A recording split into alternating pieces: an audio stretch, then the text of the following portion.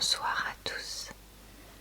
Ce soir, je vous retrouve pour lire quelques pages du roman Jane Eyre de Charlotte Brontë que j'ai commencé sur ma chaîne il y a, je crois, à peu près 2 ans, que je lisais avant tous les vendredis soirs avec vous et que j'ai maintenant déplacé au lundi, une semaine sur 2.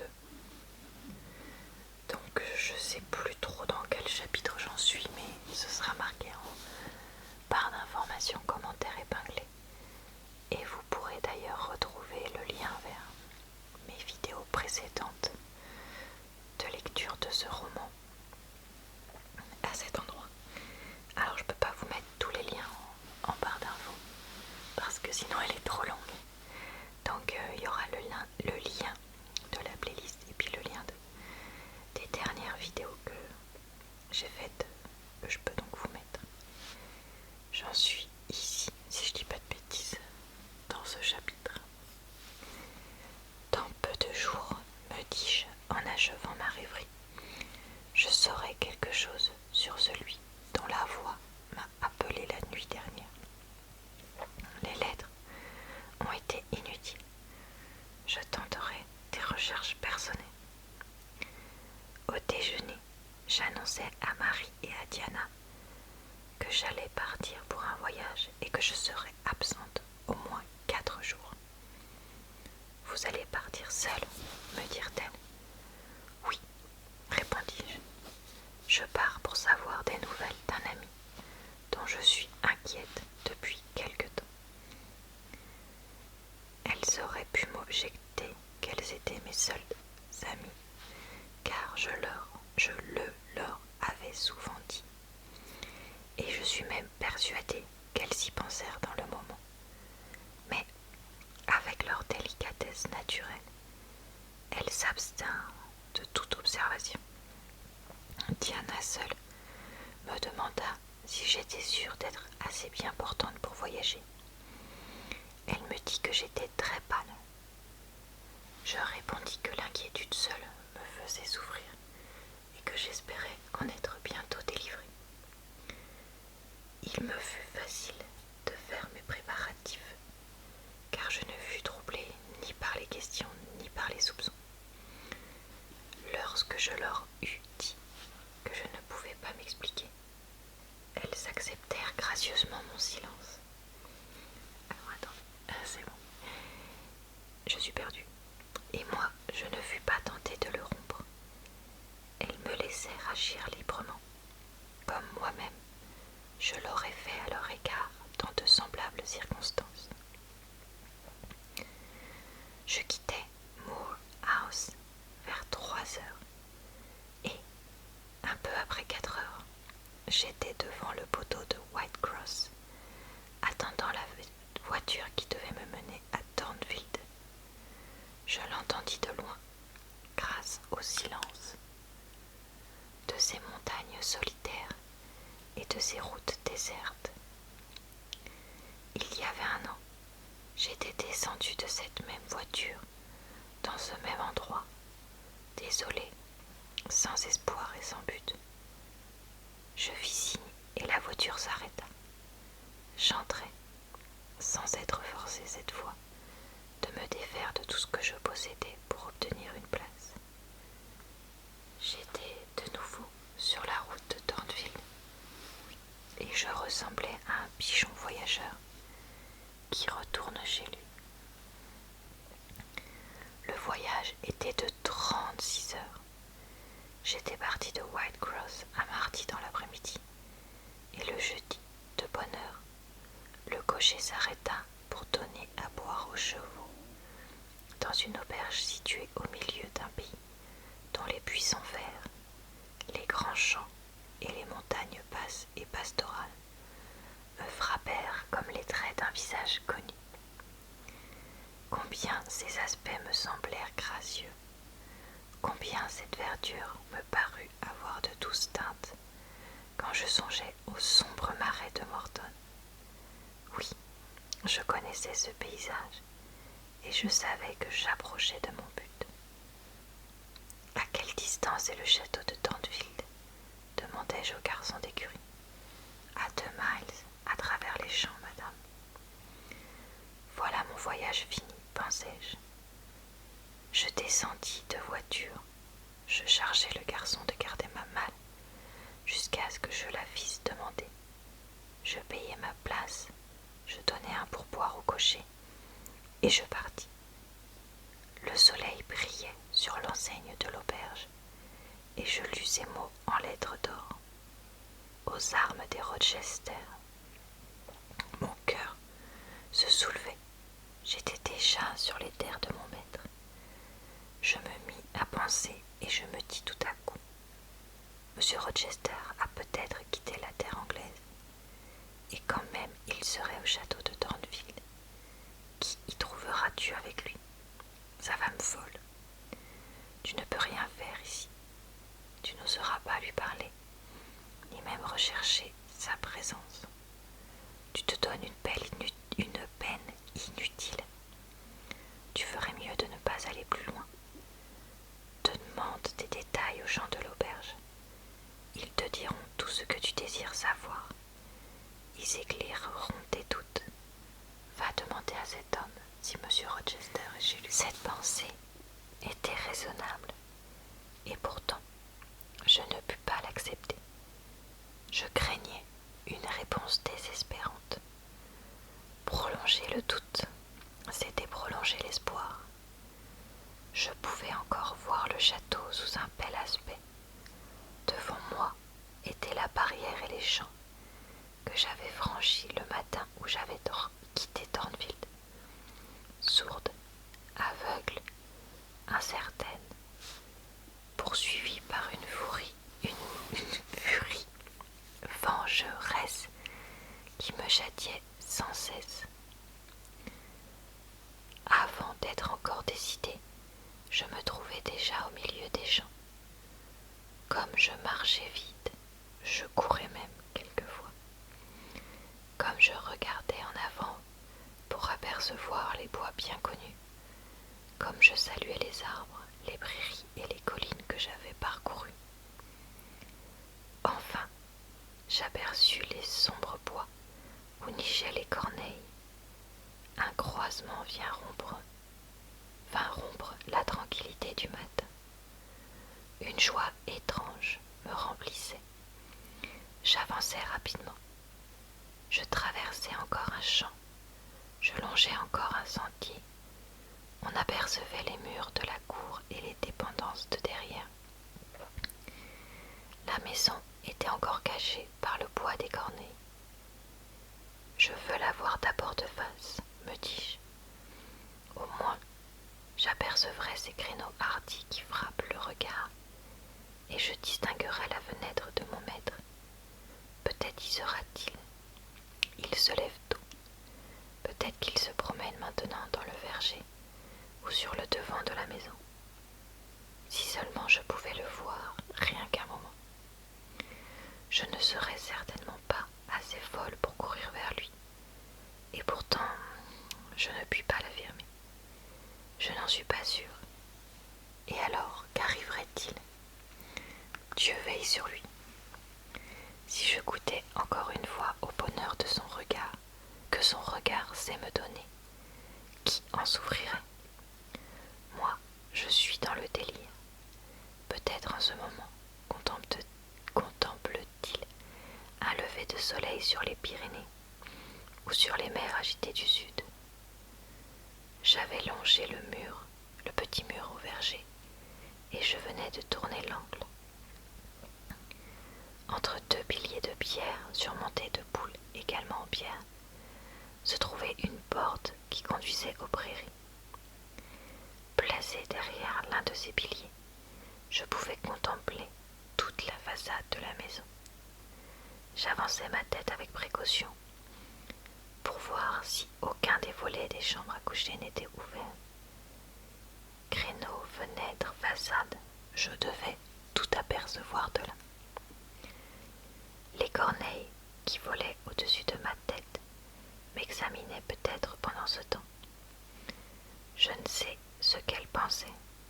Elles durent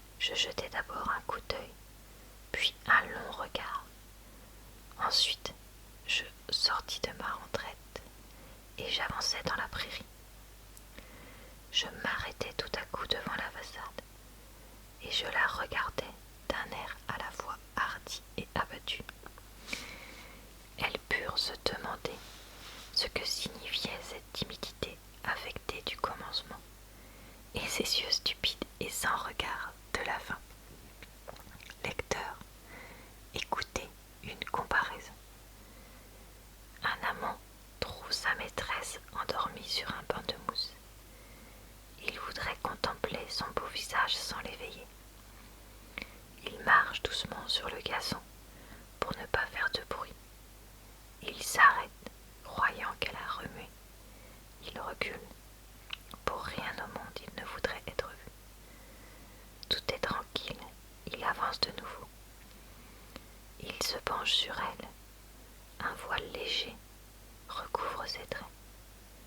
Il le soulève et se baisse vers elle. Son œil va apercevoir une beauté florissante, adorable dans son sommeil.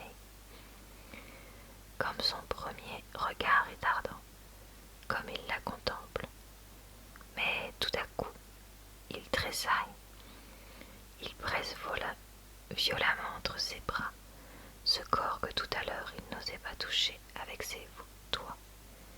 Il crie un nom, dépose son fardeau à terre et le regarde avec égarement. Et il continue à la presser, à l'appeler, à la regarder, car il ne craint plus de l'éveiller par aucun cri ni par aucun mouvement. Il croyait trouver celle qu'il aimait doucement endormie, et il a trouvé un cadavre. Et moi, je dirigeais mes regards joyeux vers une belle maison, et je n'aperçus qu'une ruine noircie par la fumée. Il n'y avait pas besoin de me cacher derrière un poteau, de regarder les volets des chambres dans la crainte de réveiller ceux qui y dormaient. Il n'y avait pas besoin d'écouter les portes s'ouvrir ou de croire entendre des pas sur le pavé ou le long de la promenade. La pelouse, les champs étaient foulés aux pieds et dévastés. Le portail était dépouillé de ses portes. La façade était telle que je l'avais vue dans un de mes rêves. Un mur haut et fragile, percé de fenêtres sans châssis, ni toit, ni créneau, ni cheminée. Tout avait été détruit. Alentour régnait le silence que la mort et la solitude du désert. Je ne m'étonnais plus que mes lettres fussent restées sans réponse. Autant les envoyait dans le caveau d'une église. En regardant les pierres noircies, il était facile de comprendre que le château avait été détruit par le feu. Mais qui l'avait allumé? Comment ce malheur était-il arrivé? La perte du marbre, du plâtre et du bois avait-elle été le seul malheur? Ou bien des existences avaient-elles été détruites comme la maison? Lesquelles? Effrayante question, à laquelle personne ne pouvait me répondre. Il ne m'était même pas possible d'avoir recours à des signes ou à des preuves muettes. En me promenant autour des murs en ruine et en parcourant le château dévasté, je reconnus que l'incendie devait être déjà un peu ancien. La neige s'était frayé un chemin sous cette arche vide, et les pluies d'hiver étaient entrées dans ces trous qui jadis servaient de fenêtres. Le printemps avait jeté ses semences dans ces amas de décombres. Le gazon recouvrait les pierres et les solives. Mais pendant ce temps, où était le malheureux propriétaire de ces ruines? Dans quel pays demeurait-il? Qui veillait sur lui? Mes yeux se dirigèrent involontairement du côté de la tour de la vieille église, et je me dis: est-il allé chercher un abri dans l'étroite maison de marbre des Rochester? Il me fallait des renseignements, et je ne pouvais les obtenir qu'à l'auberge. J'y retournai promptement. L'hôte m'apporta lui-même mon déjeuner dans le parloir. Je le priai de fermer la porte et de s'asseoir parce que j'avais quelques questions à lui faire. Mais je ne savais pas par où commencer, tant je craignais sa réponse. Et pourtant, le spectacle que je venais d'avoir sous les yeux m'avait un peu préparé. Un récit douloureux. L'hôte était un homme d'âge mûr et d'apparence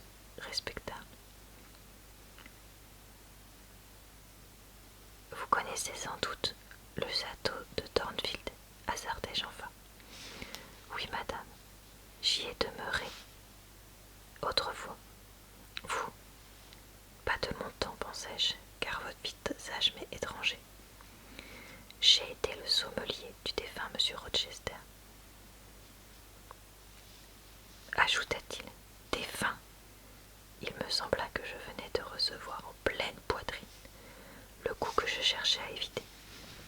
Défunt, murmurai-je. Est-il donc mort? Je parle du père de monsieur Édouard, le maître actuel, dit-il. Je respirai de nouveau, et mon sang s'écoula librement. Ces mots m'avertissaient que monsieur Édouard, mon monsieur Rochester, à moi, Dieu veille sur lui, était vivant. Le maître actuel, mot doux à entendre. Il me semblait que maintenant je pouvais tout apprendre, avec un calme relatif, du moins, puisqu'il n'était pas dans le tombeau. Je croyais pouvoir apprendre avec tranquillité qu'il se fût réfugié même aux antipodes. Monsieur Rochester est-il au château de Thornfield? Demandai-je. Je savais bien quelle réponse je recevrais, mais je désirais éloigner le plus possible toute question positive sur le lieu de sa résidence. Oh, non, madame, me répondit-il, personne n'y demeure. Vous n'êtes pas du pays. Sans cela, vous sauriez ce qui est arrivé l'automne dernier. Le château n'est plus qu'une ruine. Il a été brûlé vers l'époque des moissons. C'est un terrible malheur. Des valeurs énormes ont été détruites. C'est à peine si l'on a pu sauver quelques meubles. Le feu s'est déclaré dans la nuit, et avant que la nouvelle fût connue à Millcote, le château était déjà un amas de flammes. C'était un affreux spectacle. J'en ai été au milieu de la nuit, murmurai-je. Oui, c'était là l'heure fatale à Thornfield. Connaît-on la cause de l'incendie? Demandai-je. On l'a deviné, madame. Ou plutôt, je devrais dire qu'on en était sûr. Vous ne savez peut-être pas, continua-t-il en approchant sa chaise de la table et en parlant plus bas, qu'il y avait une folle enfermée dans la maison. J'en ai entendu parler. Eh bien, madame, elle était bien gardée. Pendant plusieurs années, personne n'était sûr qu'elle existait, car on ne la voyait jamais. La rumeur publique disait seulement que c'était que quelqu'un était caché au château, mais il était difficile de savoir qui. On disait que monsieur Édouard avait amené cette femme avec lui, et quelques-uns prétendaient que c'était une ancienne maîtresse. Mais une chose étrange arriva l'année dernière. Je craignis de l'entendre raconter ma propre histoire, et je m'efforçai de le ramener au fait. Et cette folle, dis-je, cette femme fatale, j'arrive pas à parler. Cette folle, madame, se trouva être la femme de monsieur Rochester. Cette découverte se fit de la plus étrange manière. Il y avait au château une jeune institutrice dont monsieur Rochester. Mais l'histoire de l'incendie, interrompis-je. J'y arrive, madame, dont monsieur Rochester tomba amoureux. Les domestiques disent qu'ils n'ont jamais vu personne aussi éperdument amoureux que lui. Ils la suivaient partout. Les domestiques l'épiaient, car vous savez, madame, que c'est leur habitude. Monsieur Rochester l'admirait au-delà de tout ce qu'on pouvait imaginer, et perçant et... j'arrive pas à parler. Et pourtant, personne autre ne la trouvait très jolie. Elle était, dit-on, petite, mince et semblable à une enfant. Je ne l'ai jamais vue, mais j'ai entendu Lia, la bonne, parler d'elle. Lia l'aimait assez. Monsieur Rochester avait 40 ans, et l'institutrice n'en avait pas 20. Vous savez que quand les hommes de cet âge tombent amoureux de jeunes filles, ils sont comme ensorcelés. Eh bien, monsieur Rochester voulait l'épouser. Vous me raconterez cela plus tard, dis-je. J'ai des raisons pour désirer connaître le récit de l'incendie. A-t-on soupçonné la folle d'y avoir pris part? Vous l'avez dit, madame. Il est certain que c'est elle et aucun autre qui a mis le feu. il y avait une personne chargée de la garder. Elle s'appelait Madame Poule. C'était une femme capable pour ce qu'elle avait à faire et vraiment digne de confiance. Elle n'avait qu'un défaut commun chez ces gens-là. Elle gardait toujours près d'elle une bouteille de genièvre et de temps en temps, elle en buvait une goutte de trop. C'était pardonnable, elle avait une vie si rude, mais c'était dangereux, car lorsqu'après avoir bu, Madame Poule s'endormait profondément, la folle, qui était aussi maligne qu'une sorcière, prenait les clés dans sa poche, sortait de sa chambre et allait rôder dans la maison pour y faire tout le mal qui lui venait en tête. On dit qu'une fois, elle a tenté de brûler M. Rochester dans son lit, mais je ne connais pas bien cette histoire. La nuit de l'incendie, elle a d'abord mis le feu au rideau de la chambre qui touche à la sienne, puis elle est descendue et est arrivée dans la chambre où avait demeuré l'institutrice. On eût dit qu'elle savait quelque chose de tout ce qui s'était passé et qu'elle avait de la rancune contre elle. Elle mit le feu au lit, mais heureusement, personne n'y était couché. L'institutrice s'était enfuie 2 mois auparavant, et bien que M. Rochester l'ait fait chercher, comme si elle eût été tout ce qu'il avait de plus précieux au monde, il n'en entendit jamais parler. Sa souffrance le jeta dans une sorte d'égarement. Il n'était pas fou, mais néanmoins, il était devenu dangereux. Il voulait être seul. Il renvoya Madame Fairfax, la femme de charge, chez ses amis, qui demeuraient loin de là. Mais il eut des égards, car il lui fit une rente viagère. Elle le méritait bien, c'était une très bonne femme. Mademoiselle Adèle, sa pupille, fut mise en pension. Il rompit avec toutes ses connaissances et s'enferma au château comme un ermite. Comment est-ce qu'il ne quitta pas l'Angleterre? Quitter l'Angleterre, lui? Oh non! Il n'aurait seulement pas franchi le seuil de sa maison, excepté la nuit, où il se promenait comme un fantôme dans les champs et le verger. On aurait dit qu'il avait perdu la raison, et je crois qu'il l'a perdue en effet, car avant cela, c'était l'homme le plus vif, le plus hardi et le plus fin qu'on ait jamais vu. Ce n'était pas un homme à donner au vin, aux gardes et aux chevaux comme beaucoup. D'ailleurs, il n'était pas très beau, mais il était courageux et avait une volonté ferme. Je l'ai connu tout enfant, et quant à moi, j'ai souhaité bien des fois que mademoiselle Eyre se fût noyée avant d'arriver à Darnfield. Alors, M. Rochester était au château quand le feu éclata. Oui, certainement. Et il est monté dans les mansardes pendant que tout était en feu. Il a réveillé les domestiques et les a lui-même aidés à descendre. Puis il est retourné pour sauver la folle. Alors on vint l'avertir qu'elle était sur le toit, qu'elle agitait ses bras au-dessus des créneaux et qu'elle jetait de tels cris qu'on eût pu l'entendre à 1 mille de distance. Je l'ai vue et entendue. C'était une forte femme avec de longs cheveux noirs qui flottait dans la direction opposée aux flammes. J'ai vu, ainsi que plusieurs autres, j'ai vu M. Rochester monter sur le toit. À la lumière des étoiles, je l'ai entendu appeler Berthe. Puis il s'approcha d'elle. Aussitôt, la folle jeta un cri, sauta et tomba morte sur le pavé. Morte!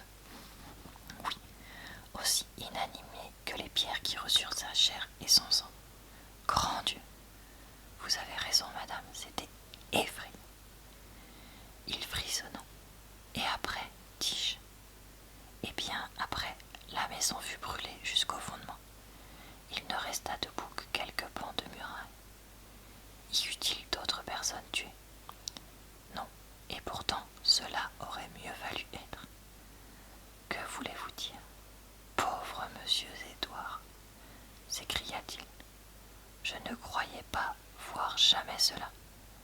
quelques-uns disent que c'est une juste punition pour avoir caché son premier mariage et avoir voulu prendre une autre femme pendant que la sienne vivait encore. Mais, quant à moi, je le plains. Vous dites qu'il est vivant, m'écriai-je. Oui, oui, mais beaucoup pensent qu'il vaudrait mieux qu'il fût mort. Pourquoi? Comment? Et mon sang se glaça de nouveau. Où est-il? Demandai-je. Est-il en Angleterre? Oui, il est en Angleterre. Il ne peut pas en sortir maintenant. Il y est pour toujours. Combien mon agonie était douloureuse, et cet homme semblait vouloir la prolonger. Il est aveugle comme les pierres, dit-il enfin. Pauvre monsieur Édouard. Je craignais qu'il ne fût fou. Je rassemblai mes forces pour demander ce qui avait causé ce malheur. Son courage et sa bonté, madame. Il n'a pas voulu quitter la maison avant que tout le monde en fût sorti. Voilà, bon bah maintenant qu'on a eu les révélations sur monsieur Rochester, je pense qu'on peut tous aller se coucher. Je vous souhaite, dans tous les cas, une bonne soirée, une bonne nuit ou une bonne journée. On se retrouve dans 15 jours pour lire à nouveau quelques pages de ce roman et savoir si Jane va pouvoir retrouver son cher monsieur Rochester ou pas. Va-t-elle l'épouser maintenant qu'il est célibataire? Va-t-elle partir dans les Indes avec Saint John? Là, on est en plein rebondissement dans le roman. Je vous retrouve tous les jours sur ma chaîne pour de nouvelles vidéos. D'ici là, je vous souhaite une bonne soirée, une bonne nuit ou une bonne journée. Et je vous dis à très bientôt dans une prochaine vidéo.